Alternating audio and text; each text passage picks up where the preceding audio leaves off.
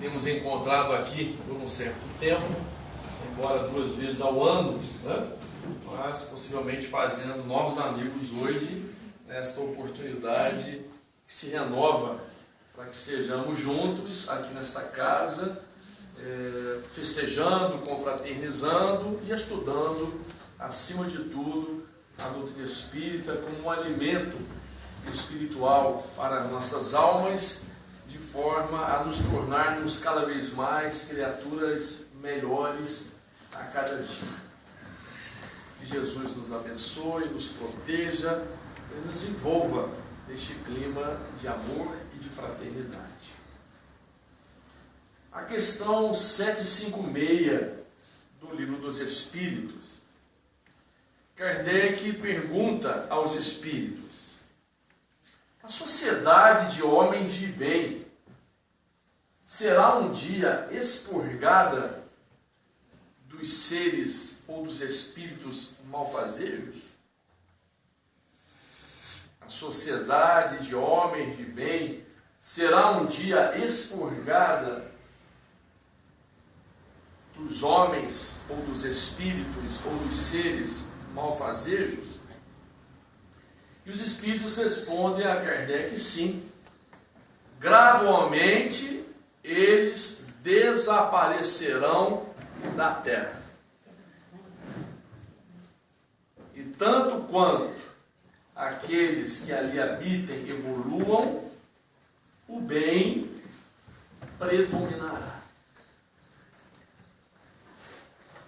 No capítulo Violência e Paz do livro Lições para a Felicidade, Joana de Ângeles, através da psicografia de Edivaldo Pereira Franco, diz que a violência é um dos males que assolam a sociedade. A violência, a crueldade, o mal. Mas que este estado de coisas está ligado à ancestralidade do ser primitivo. No seu aspecto antropossócio-psicológico, ou seja, nas andanças das criaturas humanas das cavernas aos dias de hoje, vários sinais, várias marcas, chamados de arquétipos, ficaram registrados nos espíritos, fazendo com que as criaturas humanas ainda instintivamente ajam ou reajam de quando em quando pelas raias da violência, da crueldade, baseados em sentimentos não nobres, ligadas às emoções, às sensações, que nos fazem ainda vivenciar algumas atitudes comportamentais muito mais ligadas aos nossos estados íntimos, quais sejam, basicamente, o orgulho e o egoísmo,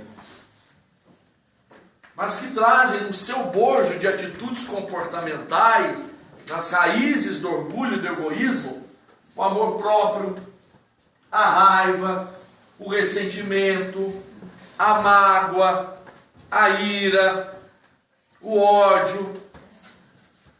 Sentimentos esses que se agigantam no ser espiritual e que tomam conta de nós em virtude da própria natureza da violência ainda presente em nós instintivamente, ser de um sentido fisiopsicológico, ou seja, a violência, a crueldade e todos esses sentimentos estão ligados a nós neste sentido fisiopsicológico, ou seja, o próprio físico, o próprio organismo, a própria carne, a própria matéria, de uma certa forma, nos chama para essa constituição mais material e que nos faz, às vezes, reagir quase que abruptamente, de uma forma impulsiva, como alguém que, em se sentindo com a possibilidade de ser agredido, já agride antes. e psicológica, porque está presente nos meandros da nossa mente, do nosso psiquismo, da nossa cabeça, as histórias de outrora, das cavernas, da história antiga, da história medieval, onde participamos de enfrentamentos, onde participamos de lutas, onde participamos de guerrilhas, como soldados ou como aqueles que tombaram ao longo do caminho, vitimados pela violência dos poderosos ou pela crueldade dos maus. E toda essa história, de alguma forma, presente em nós, arquetipicamente, ou seja, pelos sinais que a própria história nos deixou, nos faz ainda psicologicamente e quase que fisicamente agir ou reagir como alguém que quer também se proteger dos seus mecanismos de autoproteção, de alguém que quer manter a posse daquilo que tem e que, em se vendo agredido ou com a possibilidade de ser enfrentado, já cria formas alternativas de se proteger e, naturalmente, algumas vezes até de agredir antes de ser agredido. Sendo de uma natureza fisiopsicológica, estando ligada à nossa ancestralidade de seres antropossócio-psico-espirituais, ou seja, a esta nossa antropologia, este nosso estado psicológico, este nosso ser social que vive e convive, que constrói relações, nos faz então reprisar em nós aquelas histórias de antes, embora hoje, em outros personagens, em outras situações, em outras circunstâncias. Embora existam na sociedade as chamadas armas letais, as chamadas armas brancas, as armas de enfrentamento para uma luta corporal, hoje, mais do que estas armas, ou mais do que esses armamentos, e dentro dos grandes armamentos, nós temos outros tipos de artifícios para o enfrentamento das situações. Percebamos que de quando em quando nós mesmos nos vemos numa posição quase que de duelo. Na Idade Média, o duelo da esgrima, do espadachim, ou o enfrentamento nas brigas com florete. Hoje, o duelo da oralidade, do verbo, da palavra, do dar de ombros, de frases ou de vocábulos que machucam e que talvez firam muito mais quando alguém nos fira ou fere com uma faca, com algum desses instrumentos ou desses artifícios que machucam a carne.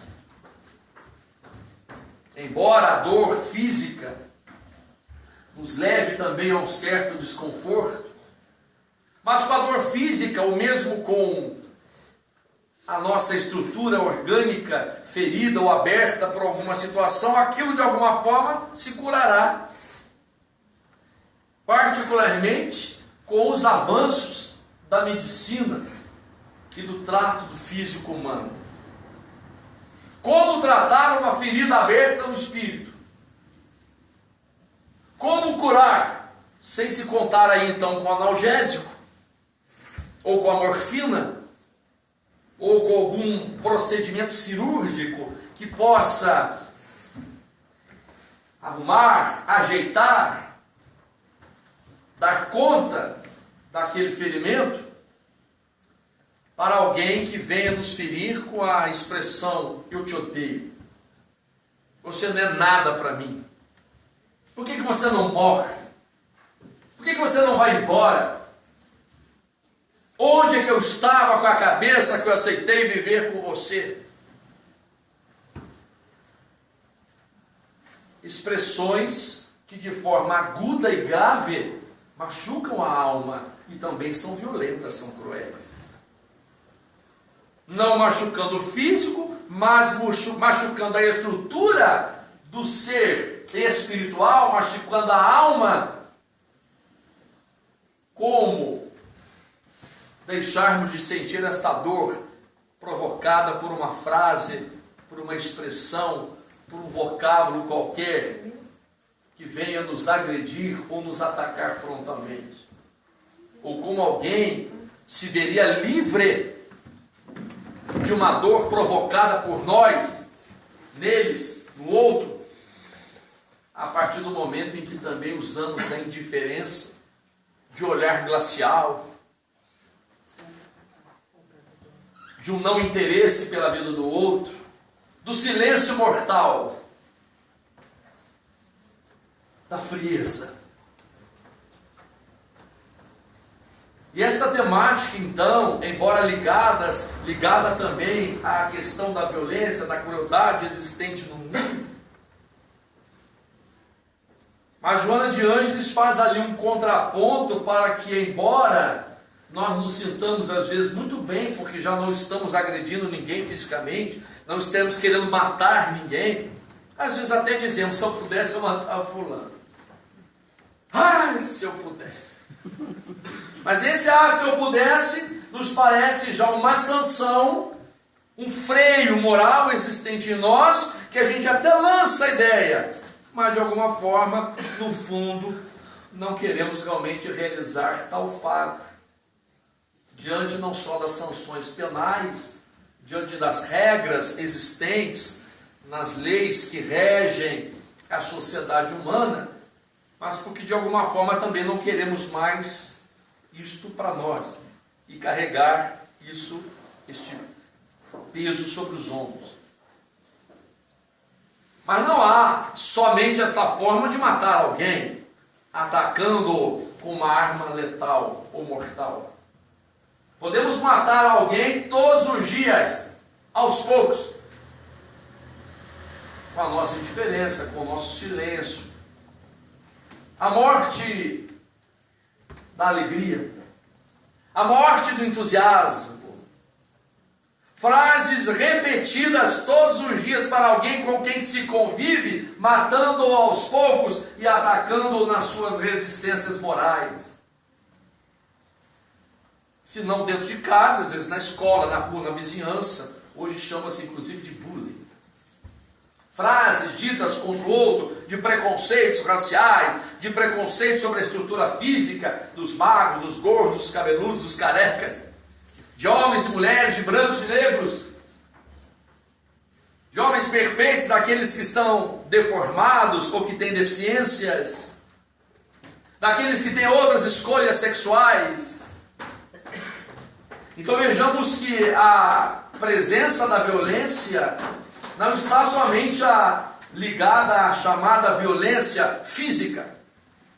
Por isso estamos cada vez mais tratando da chamada violência psicológica, da violência do meio humano, onde não se usam essas tais armas letais ou materiais, mas se usam as armas do relacionamento.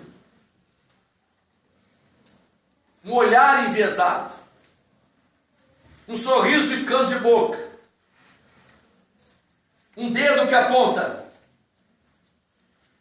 os ombros que dão a demonstração de que não se está nem aí. Então é dessa forma que nós vamos então chegando a esta nossa temática da violência e paz, que embora nos preocupemos também com a violência existente no mundo de alguma forma, que nos traz variados crimes à baila, como os homicídios, os latrocínios, os estupros, ainda presentes por esses seres malfazejos, que um dia deixarão de habitar a terra num plano de regeneração, mas que, segundo os espíritos, e notadamente Joana de Ângeles, esses espíritos malfazejos estão retornando à terra agora e ficaram durante um período na erraticidade, nas zonas inferiores, para que desse tempo da sociedade progredir um pouco, de que a cultura, o direito e outras ciências avançassem e a terra estivesse um pouco mais preparada para receber esses espíritos que viriam enfrentar novas oportunidades regenerativas, encontrando um mundo um pouco melhor para recebê-los, e aqueles que naturalmente, tendo acompanhado esse processo de evolução, estariam aqui, como realmente estamos, para ajudar esses outros. E tudo isto nos serviria de teste, de provas. Porque fácil é ter fé, fácil é ser bom, fácil é ser misericordioso somente entre pessoas boas.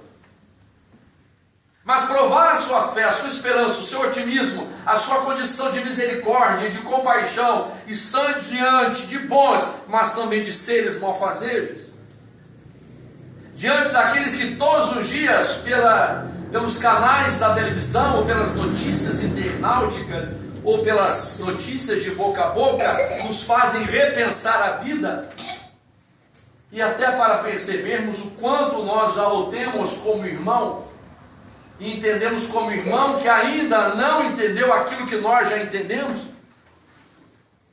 ou até para saber se estamos na condição daqueles que continuam a repetir quando vem alguém que nos parece mal. Esse só matando. Que além de ser uma expressão contrária à bondade divina, por não entendermos que aquele é um filho de Deus no processo de evolução, que ainda não absorveu o que nós absorvemos, quando nós dizemos então ainda, esse só matando, estamos contrariando até a própria realidade doutrinária do Espiritismo, da imortalidade da alma. Porque como a morte não existe, este nosso irmão continuará sendo após a morte aquilo que o é agora. Então, se a gente tivesse que falar uma frase parecida com essa, na verdade a frase seria o contrário. Seria, esse nem matando. Porque mesmo que o matássemos no corpo, ele continuaria em espírito, sendo que é dada a imortalidade da alma. Então, segundo Joana de Anjos, espíritos, este é um momento especial em que esses espíritos, chamados malfazejos, que ainda são predominantes no mal, retornam e que ficaram durante um determinado período na erraticidade, aguardando o processo de evolução das coisas, para que eles não atrapalhassem. Agora chegam num período em que nós temos direitos individuais e coletivos adquiridos e salvaguardados. Temos conquistas no campo das ciências sociais, dos estudos da psicologia, da sociologia, da antropologia. Temos avanços no campo da educação. Estamos melhor aparelhados para o entendimento da psicologia humana. Temos grupos espalhados por aí, além dos templos, de todos os matizes, grupos anônimos, grupos terapêuticos, psicoterapêuticos, para atender esses nossos irmãos, se eles o quiserem. Sabendo, no entanto, que se não quiserem, ao longo de um tempo, a própria vida, pelo efeito da vida, pelos mecanismos da providência divina, os farão entender como nós estamos entendendo algumas vezes, algumas coisas, somente diante dos trancos e barrancos. Em algumas situações que não conseguimos entender pelo amor, nós mesmos, que já não nos sentimos dominados pelo mal, não queremos matar ninguém, não queremos roubar ninguém, não queremos cometer violência alguma, mas não conseguimos ainda nos desvestir da roupagem de seres inquietos, que reclamam de tudo, que reclamam das pessoas, que se sentem vítimas de tudo e que achamos que estamos sempre certos e que os outros estão errados. Que nós estamos com as verdades e os outros não. Então esses aspectos da violência, não da violência física, mas da violência psicológica, da violência emocional, da violência que se faz contra o outro, no seu direito de ser o que é, no seu direito de pensar como quer, na sua dignidade pessoal, nos seus direitos individuais como pessoa, é que nos faz às vezes cometer violências. Que não são essas violências físicas porque não estão frontalmente matando alguém ou lhe roubando os haveres, mas estamos de alguma forma violentando o próprio processo do amor. O processo da lei do amor, de justiça e de caridade criada por Deus. E aí, Joana de Ângeles nos traz a proposta da paz. De que nós, profitentes de alguma religião, fiéis de algum preceito religioso, não deveríamos simplesmente reter esses nossos ensinamentos enquanto estamos dentro do templo. Ou de retê-los em nós mesmos, na lógica da razão, no entendimento do conceito, ou na absorção da ideia, pelo campo da sensibilidade. Mas uma vez entendendo a proposta espírita, ou a proposta cristã espírita, ou a proposta da lei de amor, fazemos com que esta proposta tome conta do nosso ser e sejamos nós promotores da paz. De forma a amanhecermos a cada manhã, não só nas nossas preces matinais e costumeiras, a agradecermos a Deus tudo que Ele nos dá, mas realizando diuturnamente, durante todo o dia e no avançar da noite, aquilo que Deus espera de nós. E temos atitudes comportamentais, ações ou reações de conformidade com a proposta do amor. Isso vai requisitar de nós sacrifícios pessoais, atitudes de renúncia, observação de que este nosso irmão, de que esta nossa irmã com o qual nós convivemos é um ser em evolução, está numa determinada fase ou faixa evolutiva da sua vida, que ele não enxerga pelo mesmo canto da janela que a gente está olhando, que ele talvez não tenha o mesmo panorama à sua frente como nós nos sentimos já observar, e que isso então nos faz identificar que cada um é cada um. De que se nós queremos então promover essa paz, partimos então da questão da aceitação. Da aceitação de que somos o que somos, de que o outro é o que é, e que estamos lutando para sermos melhores, tanto quanto ele deverá em algum momento lutar para ser melhor, quando assim se conscientizar para tal. Isso aí é o processo da evolução. E pensando nisso, vamos tentar depois encaixar a outra história, mas pensando nisso, é que neste ponto de ser agente de violência ou de ser agente de paz, é que nós aqui nos reportamos a um momento em que um avô, sentado numa cadeira e debruçado sobre a mesa de seu escritório, estava ali a escrever algumas coisas em seu caderno de anotações, observado de perto por um de seus netos. E de repente o neto, que já observava o avô há algum tempo, pergunta ao vovô: o senhor está escrevendo sobre mim? E o avô repete: sim, estou escrevendo sobre você, porque eu gostaria muito que você, quando crescesse, fosse um homem de bem, um homem da paz. E eu estou aqui analisando com os meus botões que quando você crescesse, eu gostaria muito que você se parecesse com este lápis. O garoto olhou para o lápis e disse: mas vovô, o que tem de especial esse lápis que eu tenho que me parecer com ele, para que eu seja um homem de bem e alguém que seja da paz? Eu vou te explicar as 5 características especiais que esse lápis tem. Assim como a mão guia o lápis, você também tem um Deus, e deve se lembrar disto, que guia os seus passos. A mão guia o lápis para escrever sobre este caderno. Deus guia os seus passos para que você escreva a sua história. Então eu espero que você realmente, ao crescer, não se esqueça disso, desta primeira característica especial do lápis.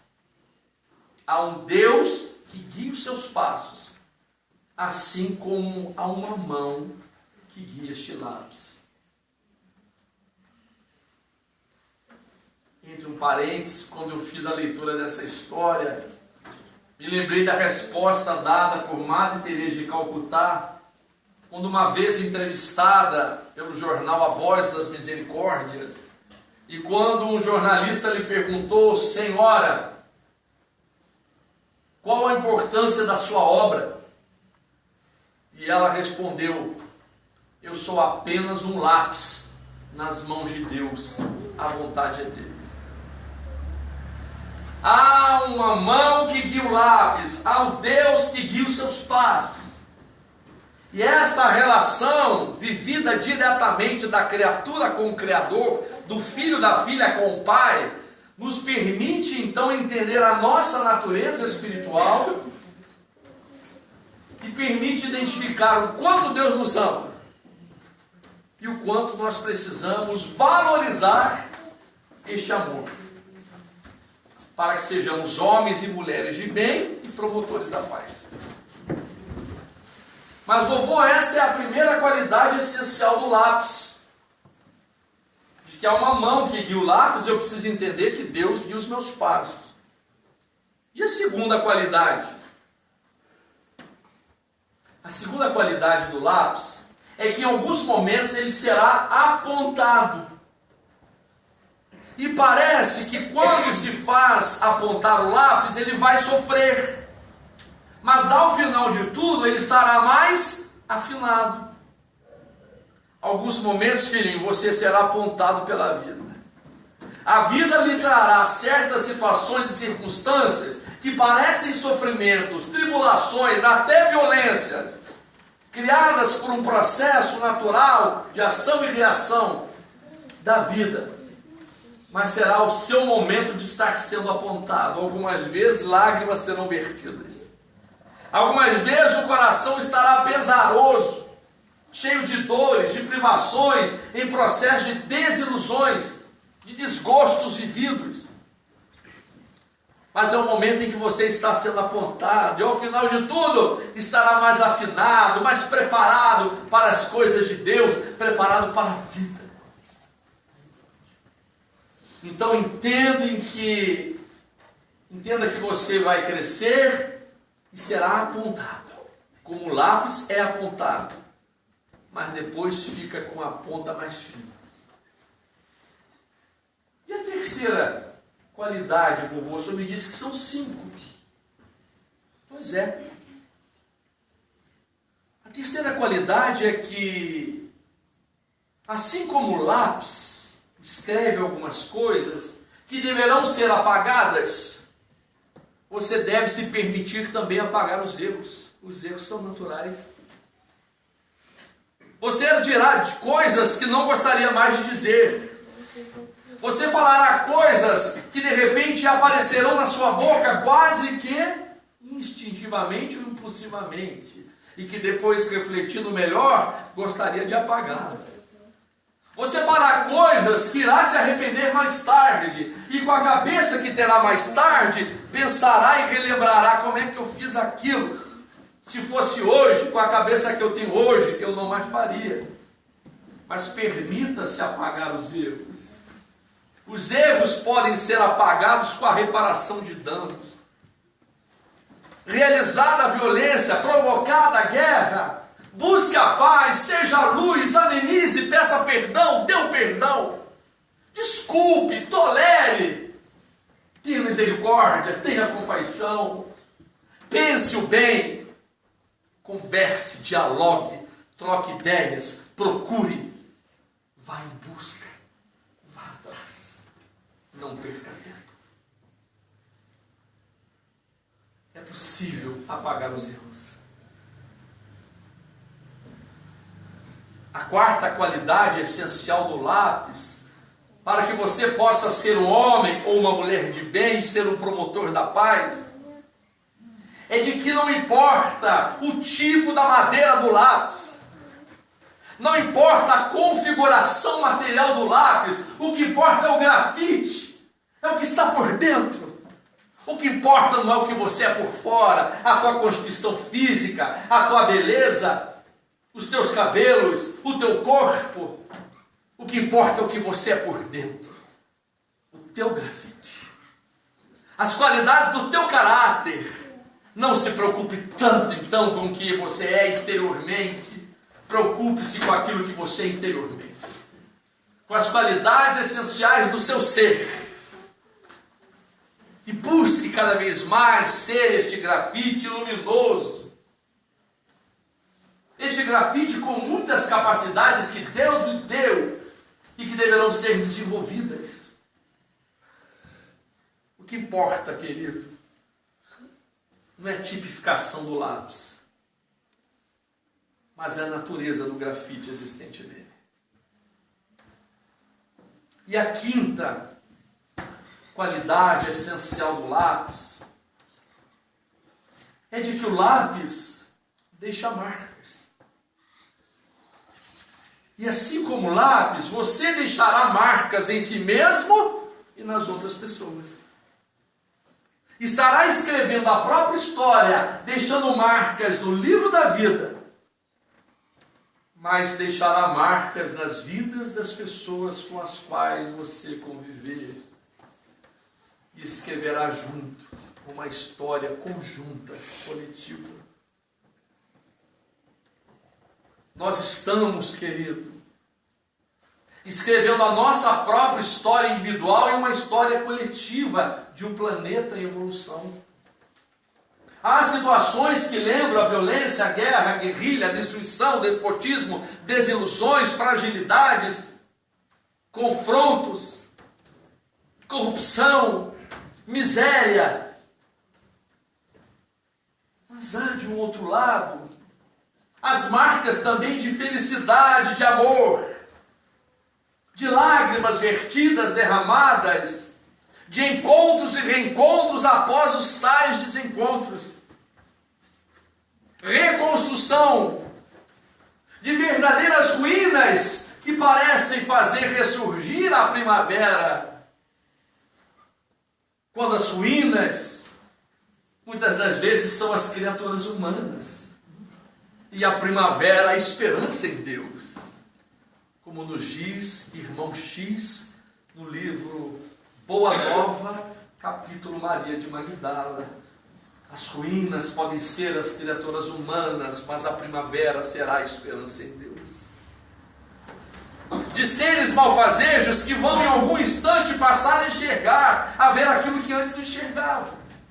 De seres que vivem conosco lá fora, dentro de casa, no ambiente de serviço, drogaditos, alcoolistas, perdidos, vitimados por si mesmos no caminho da criminalidade, da violência, parecendo-nos que não tem mais jeito. Mas Deus não desiste.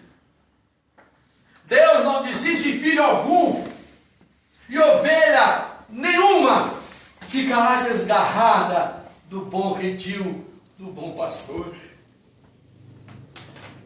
Aqueles que são bons, aqueles que se candidatam a serem bons, como diz Divaldo Franco, aqueles que hoje estão entre a relação dos homens considerados de bem, estão justamente numa fase em que o planeta absorve, recebe os espíritos que, no dizer de Maria Amélia, uma grande oradora da cidade de Niterói,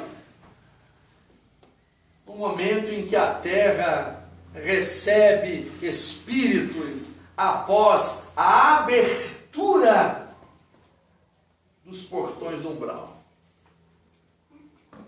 de espíritos das zonas inferiores retornando à Terra para receber de nós a gota de amor, o orvalho de paz, a esperança de olhar que possa dulcificar aquele coração, atendê-lo, reerguê-lo, soerguê-lo, tentar mais uma vez, após 1000 tentativas fracassadas. E aí as nossas frases seriam outras, para aqueles que às vezes dizemos, eu não quero tentar mais, com esse não tem jeito, cansei de ser bom, não adianta, não quero mais saber, vai-te embora. Para como na proposta de Jesus, eis aqui, para receber os tristes, os desconsolados, os oprimidos, os cansados, para atender os que estão caídos a fim de que se levantem, para enxugar as lágrimas dos que choram, para que os fortes ou considerados fortes ajudem os fracos, para os que estão sadios se apropriem de alguma forma dos que estão doentes, para que os que têm a lucidez da mente ajudem os que estão perdidos na loucura, dementes, e sejamos promotores da paz, agentes da luz, trazendo então a proposta do amor divino configurado no nosso comportamento cristão, espírita, de promover a paz e de enfrentarmos a violência,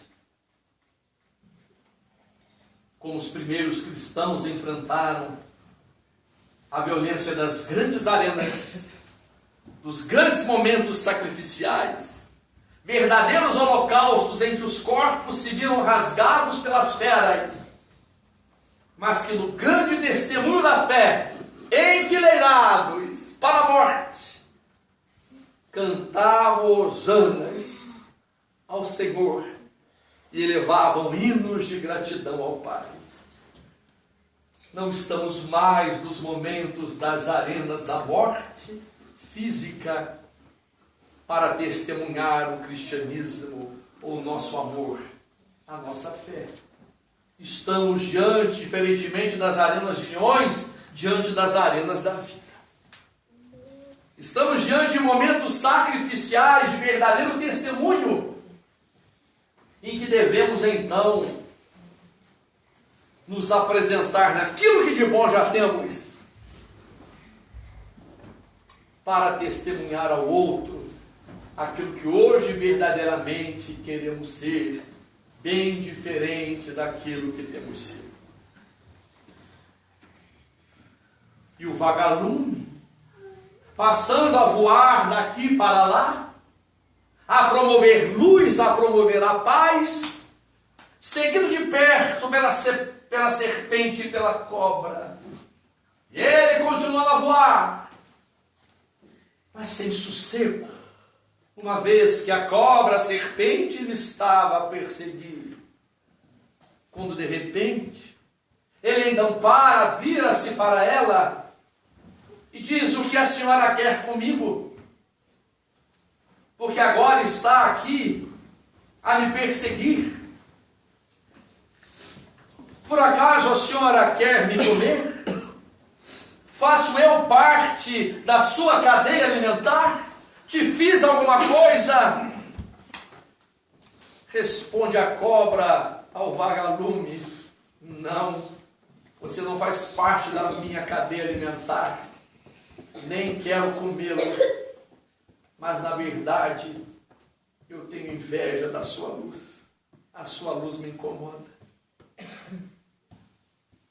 Os bons, algumas vezes serão identificados por outros como bobos, como tolos, que abaixam a cabeça, que tudo entende, que tudo compreende, que são deixados para lá, que as pessoas vão abusar, estão abusando de você. Você está sendo bobo, está sendo tolo, tudo você desculpa, tudo você perdoa, tudo você deixa para lá.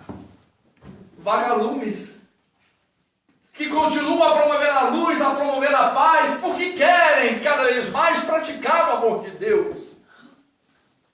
E quando nós estamos sendo bons, ou aceitando, ou compreendendo, e o outro não nos entende, o problema não é nosso, o problema é dele. Nós devemos ser o que nós somos: lutar cada vez mais para sermos melhores do que já temos sido.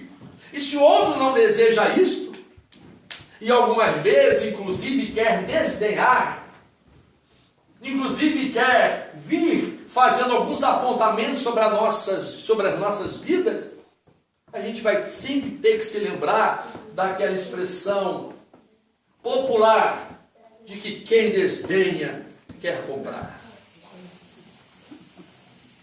Muitas vezes olhar no outro, tentando nos fazer desistir daquela nossa atitude, que é uma atitude que ele gostaria de ter e que ainda não consegue. E que ele não conseguindo intimamente, não quer que a gente progrida, que esteja muito à frente. Ele vai dizer que a gente é bobo, que a gente é isso, que a gente é aquilo, para a gente desistir.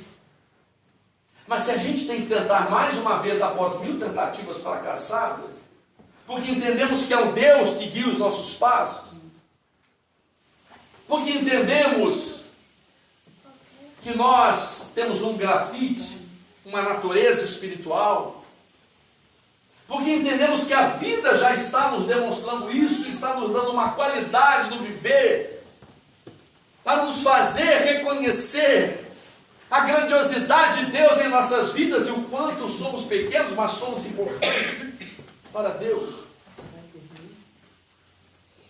E de que essas marcas que estamos deixando em nós mesmos serão as marcas que representarão o nosso porvir, o nosso futuro, aquilo que seremos mais tarde, como resultado do que estamos sendo agora. E de que essas marcas que estamos deixando nos outros serão feridas abertas, serão cicatrizes, ou serão suaves lembranças, recordações de tempos vividos agora. O jovem encontrou um senhor já bastante idoso, olhou para ele, um senhor já agora com bastante idade, uma idade avançada. O jovem então disse: meu senhor, o senhor está velho. Me parece que o seu coração está muito cansado. Até o meu não. O meu coração está vibrante. O meu coração é de jovem. O meu coração ainda é de um grande lutador. E eu identifico e percebo que o seu coração me parece estar cansado, com muitas marcas. Dizem então aquele senhor ao jovem: é verdade, o meu coração até está um pouco cansado, mas essas marcas, essas cicatrizes, são momentos vividos com as pessoas para as quais eu me dediquei. Isso representa o valor de se estar vivo, de se estar reencarnado, de estar se escrevendo a própria história. Assim como outro encontrou outro senhor e disse: meu Deus, este tempo de agora que a gente está vivendo, a gente tem tudo. A gente tem um telefone celular com WhatsApp, Facebook. A gente tem um computador dentro de casa, faz um movimento internautica, a gente tem o lava-louça, o lava-tudo. A gente tem os aparelhos eletrônicos, é uma facilidade só. E no tempo do Senhor não tinha nada, credo. Devia ser chato. O que vocês ficavam fazendo naquela época? Responde o Senhor ao jovem: a gente não tinha tempo para nada. Porque a gente estava inventando tudo isso para vocês. Então os tempos estão aí, nos trazendo certas facilidades do avanço tecnológico, do avanço científico, nos concedendo o tempo que a gente talvez não estivesse preparado para ele, e sempre reclamamos do tempo. Mas o tempo de agora está nos trazendo a possibilidade desse diálogo, da conversação. Um verdadeiro caldeirão de experiências, um verdadeiro laboratório de emoções, que muitas vezes a gente se preocupa no que vai dar. Uma sociedade plural, mista, multifacetada. Mas quando a gente tem a confiança em Deus e a certeza de que nada acontece sem a vontade do Pai, de que o que Deus escrever será, e de que Ele, confiando em seus filhos, não só naturalmente dos que estão habitados na terra, mas falamos de nós, uma vez que hoje estamos aqui reencarnados neste planeta, que nos traz dificuldades, que nos apresenta um mundo em alguns instantes de privações, de apontar do lápis, mas que nos dá a chance de escolhas, de opções, de decisões, de nos levantarmos a cada manhã, e em vez de pensarmos a dificuldade, observarmos um pássaro que gorjeia, que canta, de olharmos uma flor maravilhosa no canto de um jardim, de observarmos a árvore frondosa, as flores da primavera, ou de olharmos o céu, mesmo que envolvido nas nuvens de um dia fechado. Não digamos que dia feio, o dia está lindo, o sol está lá, apenas escondido. Num canto qualquer, quando nós estamos levantando, outros se levantam. Uns para a escola, outros para a oficina, outros para trabalhar. Quando nós estamos nos levantando, outros estão se deitando, porque passaram a noite inteira trabalhando, num hospital, numa fábrica, num laboratório. Enquanto nós estamos aqui nesse instante das 20 horas e 50 minutos, alguém chora, alguém canta, alguém declama, alguém briga, alguém se desorienta, alguém mata, alguém quer se matar, alguém está se matando, alguém está se enfrentando outro, alguém está descobrindo coisas, alguém está evoluindo, alguém está progredindo, alguém está enxergando, alguém está se auto-iluminando, e os Espíritos estão por nós, nos ajudando, dizendo aos nossos ouvidos: você é capaz, você pode, seja a luz, seja o vagalume. Seja um instrumento de paz. Acredite no seu potencial.